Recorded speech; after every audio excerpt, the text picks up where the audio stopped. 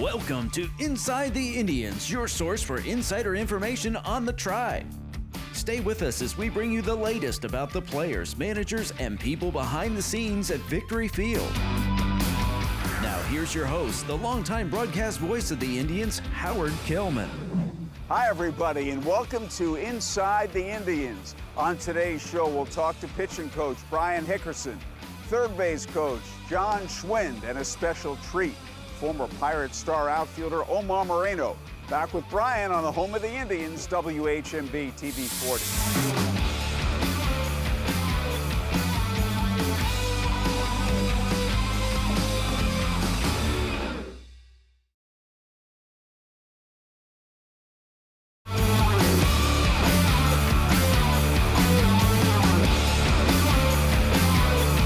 Bryan Hickerson, the pitching coach of the Indianapolis Indians, our first guest on Inside the Indians.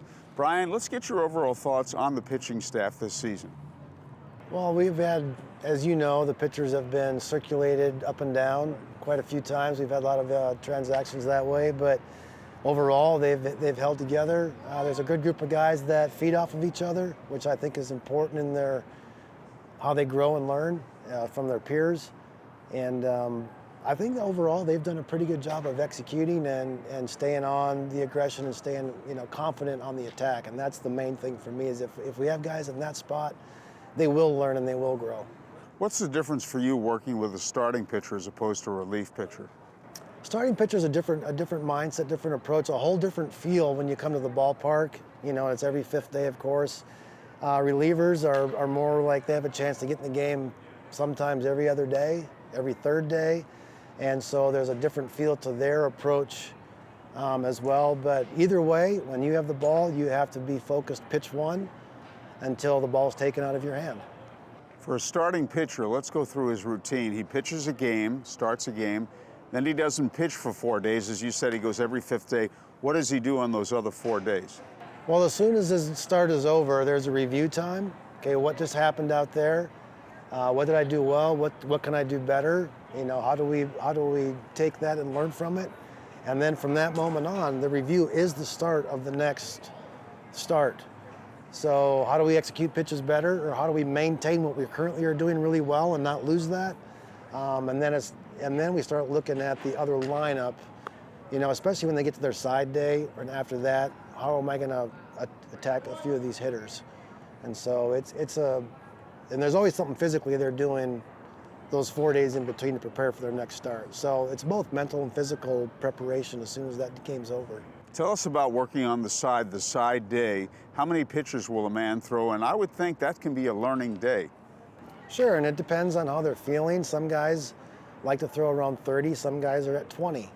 And I'm okay with whatever. They need to be masters of their own assessment of what kind of physical exertion they're capable of that day. They need to know their own bodies well enough to know that, hey, I'm only going to throw 20 pitches, but whichever pitches you throw, the purpose is to be focused, and I'm here to accomplish and get something done. Not necessarily throw max velocity. It's here to work on my delivery and execute pitches, even if it's only at 75%. So can a side day be different, let's say, for a pitcher in April when he's made 1 or 2 starts, as opposed to August when he's made more than 20? Absolutely. I mean, you want to keep in mind the workday and the routine for a starter is for the long haul, not just for the short haul. And so some guys are overworkers. There's guys that like to throw too much, and if you want them to be at their best September, then they need to dial that back now. And so it's just working with different individuals in that scenario. Now, what about the relief pitchers? We talked about starters and what they do. As you said, a relief pitcher can get in there in consecutive games, 2 out of 3 days. What do they do? How's their preparation differ from that of a starting pitcher? Theirs is more of, they come and throw, a few hours before the game like we do here.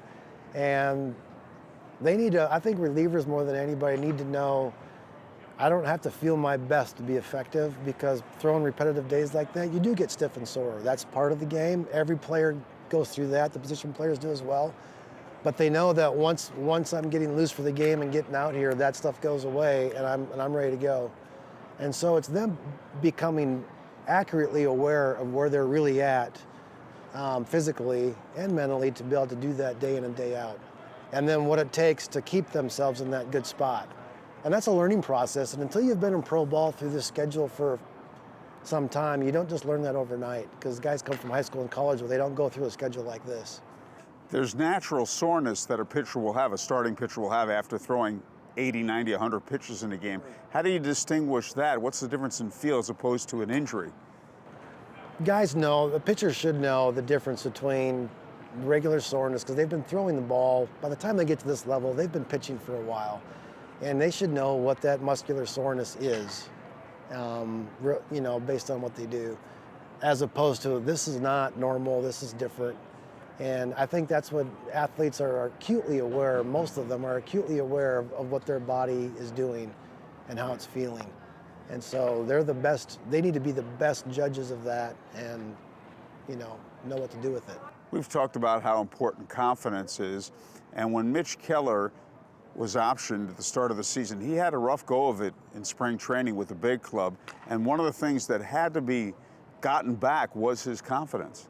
Sure, yeah, that's, I think without confidence, you really don't have anything if you're playing this game, especially at AAA and of course the big leagues. If you don't have confidence, what you do have out there is very minimalized. It's very difficult to play this game without confidence. What do you say to a man who, and look, it's hard to pitch, it's hard to hit, it's hard to pitch, and everybody goes through some struggles. What do you try to do? How do you try to build someone's confidence back up? Well, to me, I want to have pitchers that are super confident in their ability to compete, regardless of how the game went. I want guys knowing that when I go out there, I know I'm going to fight, I'm going to compete every pitch, and I'm confident that I will compete that way.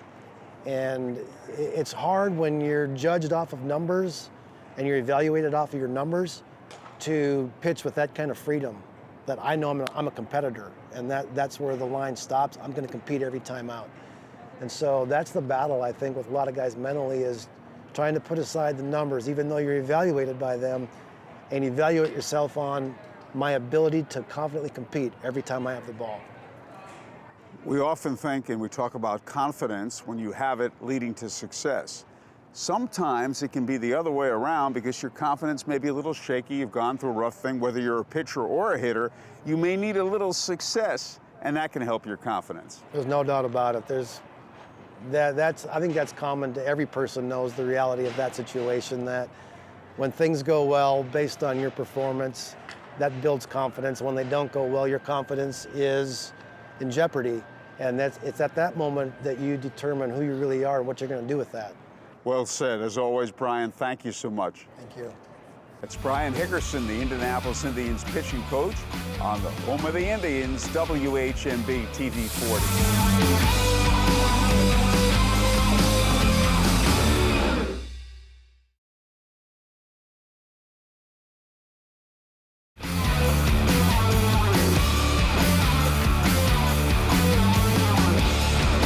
Schwind, the Indianapolis Indians third base coach, our next guest on Inside the Indians. And John, you're doing an absolutely terrific job coaching third and still relatively new at it. Tell us about the learning curve in the beginning.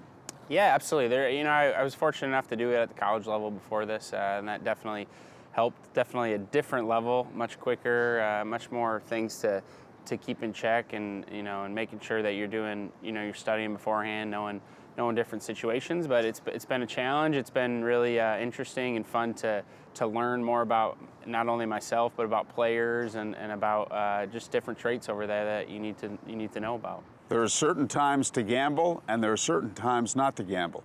Absolutely. That's a lot of the pre-pitch routine and making sure that I'm on top of the game, knowing situations, knowing different. Just knowing what the game is telling you. The game's always going to be your best indicator of how you need to approach the situation. And most of the times, players know that ahead of time. And that's kind of my job, is to make sure the players run hard. And then when they do need help, they can rely on me to make a good decision. And one of those times, let's say you're in a close game, you're not trailing by a lot, 2 men out, a man rounding third. Well, that's the time you'll gamble with 2 men out. Yeah, absolutely. It's kind of the Pirates' identity too, is we're going to run the bases hard. We're going to make sure that we win on the front end, whether that's with our lead, our secondary, making sure that our secondary is on time. even guys that, wouldn't be considered fast base runners. A lot of times, sometimes they're your best guys. They make sure that they extend their lead, they extend their secondaries, and it gives us a chance as a team to get into games not knowing which run's going to be the most important when the game ends. You make a good point. You don't have to be fast to be a good base runner. That's why catchers should be terrific base runners, because they have a great feel for the game. Absolutely. Jacob Stallings, when he was down here for a little bit, is one of those guys that really doesn't have wheels that are going to surprise anybody, but what he does a really good job of is he extends his leads, and he's very, very proactive with how he gets off when the pitcher delivers home. It's given us actually a few runs this year where it makes it a bang-bang play instead of it being an out with a guy that really doesn't run very well. So absolutely with catchers, even first basemen, and guys, really anybody, it doesn't really matter what position. Sometimes our best base runners are the smartest, and that's usually the case. Let's get to gambling and not gambling. As we said, you'll wave a man in, you'll take a risk with 2 men out trying to score. On the other hand, you don't like to see the first or the third out made at third base. Absolutely nowadays, too, and when the games, especially with our club, we can knock the ball around the field a little bit with extra base hits and home runs. And so you just have to be aware of where you're at in the lineup. I'm not saying you can't ever make the first out there. It just depends on where you're at and what the situation dictates. And that's all done pre-pitch, in between pitches, making sure we know where we're at in the lineup, especially here, we change so often with American League and National League, and understanding where the pitcher is in the lineup, how our bullpen is, all that stuff, factors in, and making sure that we know that in between innings, and it makes the reads a lot easier and gives you an idea before the situation even happens. You hear teams always talking about being aggressive and players saying, let's be aggressive. Well, I talked to Brian Esposito about that, and I like his take on it. Sometimes you hear people say aggressive yet intelligent. But he said, no, let's be intelligent, and if the situation calls for it, then we'll be aggressive. Yeah, absolutely. That's kind of what we're trying, as a coaching staff, is to help these players understand the situation before it happens, that they're running through this stuff before it even happens. A perfect situation in Toledo, we steal third with 2 outs. Bryan Hayes does, and that was all on him, but understanding that, there's a right-handed hitter up, so the catcher's probably not going to be able to see. Bryan knew he was going to have the base 100%, and so he can take that risk there, right, knowing that he's gonna beat it, and if it happens, the catcher throws it, well, he's probably throwing blindly, and we can force a bad throw, and we end up scoring a run on it. So we're trying to help these players as they get closer to the big leagues, just to understand situations and to be more intelligent, and the more that they see, the stronger that they're going to become base running, and hopefully it leads to them scoring a lot of runs in the big leagues. Tell us about your other responsibilities besides coaching third base. So yeah, along with coaching third, I'm also helping the outfield. I'm also helping our base runners with day-to-day things, and I'm also an assistant hitting coach. So a variety of different things, and I'm mainly just trying to be available for all of these players to come when they need to approach somebody and talk to somebody about something. I'm an avenue that they can go down, and just to impact players and get them better. You know what's good when you play well in the field? You talk about the outfielders. Say a man throws a man out at the plate or doubles up a man like we had in Toledo. That can pick the offense up too. Absolutely. It's a big momentum changer, and it also makes the pitcher very, very comfortable with who they have behind them. So it's been interesting this year. We've had a lot of different faces in the outfield, and we've tried to, had a bunch of versatile people. So it's been nice to teach people that really haven't been out there very much, and they're learning from the ground up in a good way. So we've had a bunch of good leaders here. JB Shuck's been outstanding down here, helping some of the younger guys, and hopefully that continues. You're very young, yet you're in coaching. Was it tough to give up playing?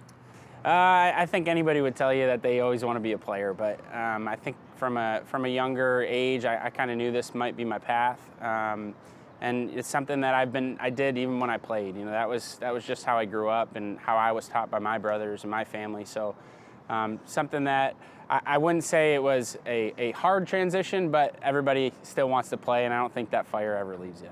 A highlight or two from your playing career? Highlight or two playing career. There's a lot. I mean, I won a championship in Altoona in 2017, my last year playing. And then, I played a lot of different positions. So I was fortunate enough to get drafted as a catcher. I'd never caught, so learned that from the ground up, and played for a bunch of good managers. I think the overall, just the ability to play professional baseball, that was probably my highlight. Well said. John, keep up the great work, and thank you so very much. Appreciate it. Thank you. That's the Indianapolis Indians third base coach, John Schwind. This is the home of the Indians, WHMB TV 40.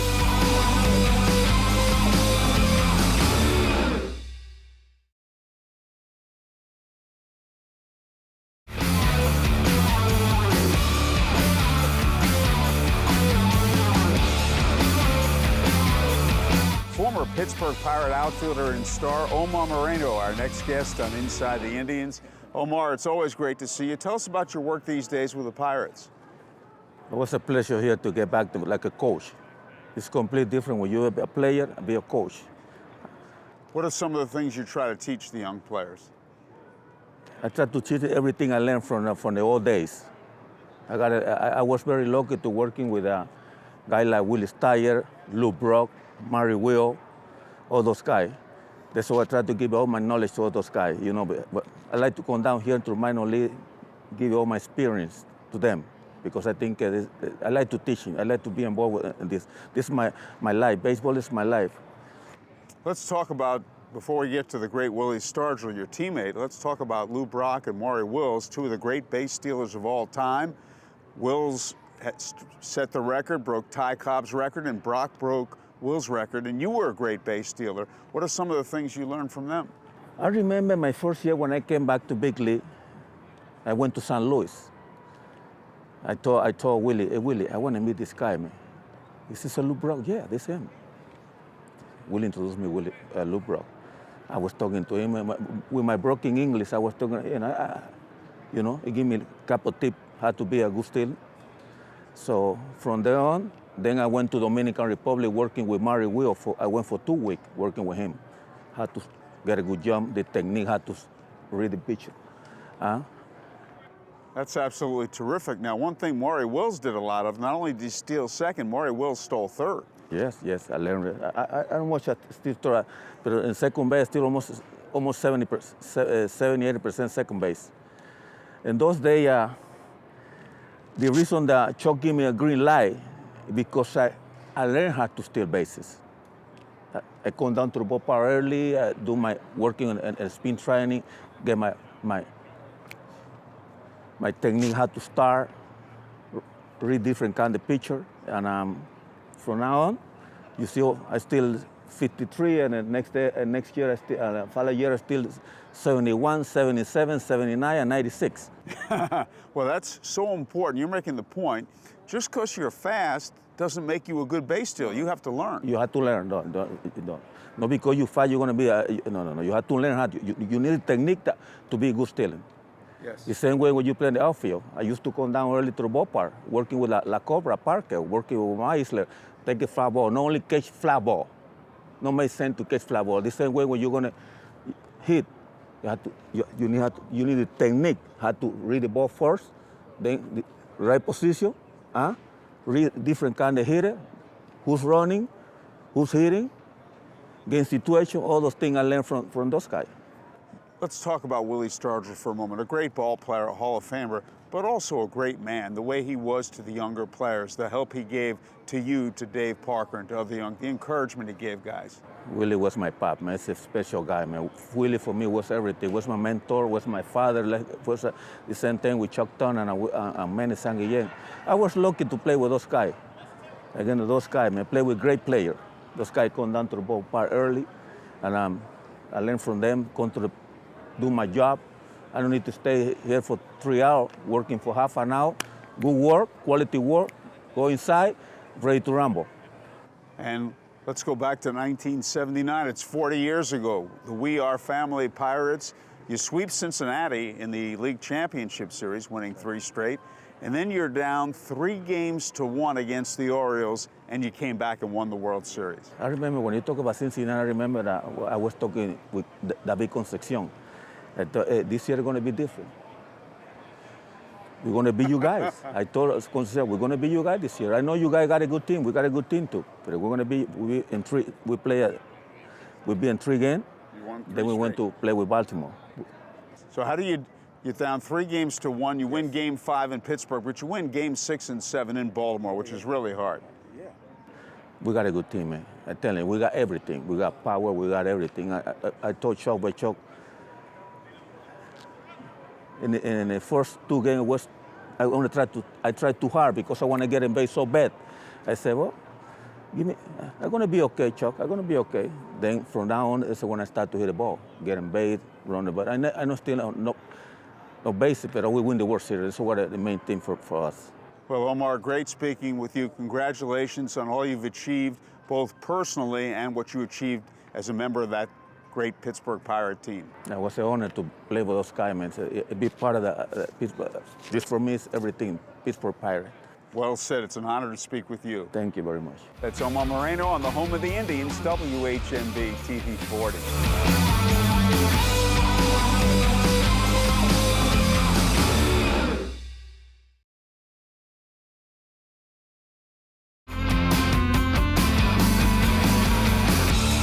We'd like to thank our guests, Bryan Hickerson, John Schwind, and former Pirate star outfielder Omar Moreno. See you next week on Inside the Indians.